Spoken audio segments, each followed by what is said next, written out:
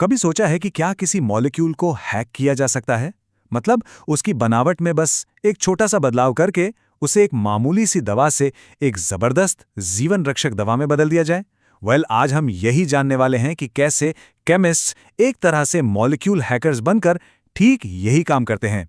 तो चलिए सीधा पॉइंट पर आते हैं। स्क्रीन पर देखिए, ये दो मॉलिक्यूल्स हैं, मॉर्फिन और कोडीन।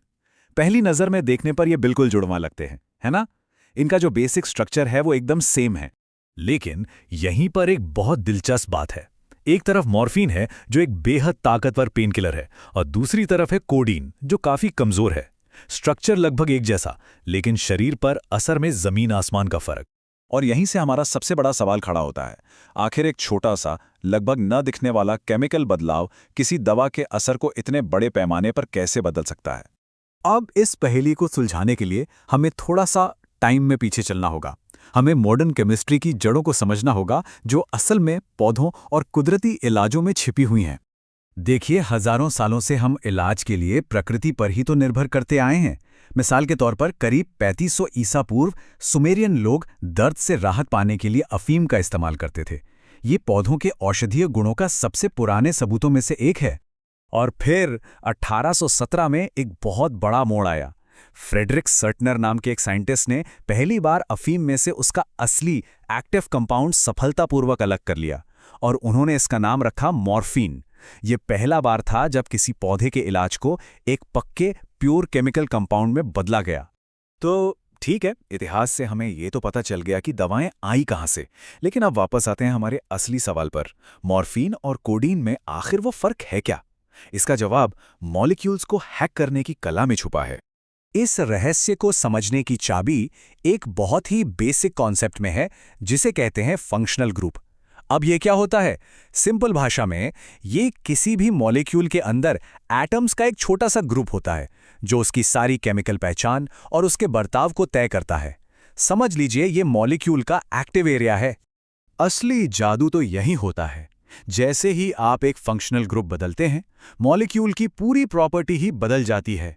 मॉर्फिन में एक OH ग्रुप होता है। ये हमारे शरीर के दर्द वाले रिसेप्टर्स में एक चाबी की तरह एकदम फिट हो जाता है और मजबूती से जुड़ता है। लेकिन कोडीन में उसी ग्रुप को एक OSCH3 ग्रुप ने ढक लिया है। ये छोटा सा बदलाव उस चाबी की शेप ही बदल देता है, जिससे वो रिसेप्टर में ठीक से लग ही नहीं पाती। नतीजा, एक कमजोर पेन किलर। इसका एक और बहुत बढ़िया उदाहरण है एस्पिरिन की कहानी।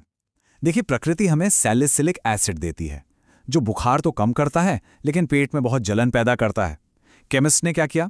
उन्होंने बस उसका एक फंक्शनल ग्रुप थोड़ा सा बदल दिया और बन गया एसिटाइल सैलिसिलिक एसिड, यानी हमारी अपनी एस्पिरिन, जो कहीं ज्यादा सेफ और असरदार है।